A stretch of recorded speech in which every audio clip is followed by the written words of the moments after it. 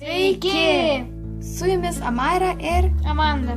Ir šiandien spėkite, dėl ko mes taip apsirengusios. Ogi todėl, kad skelbėme.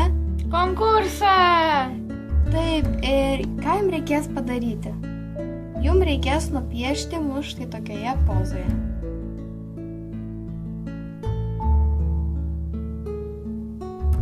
Tai va, o prizai bus tokie.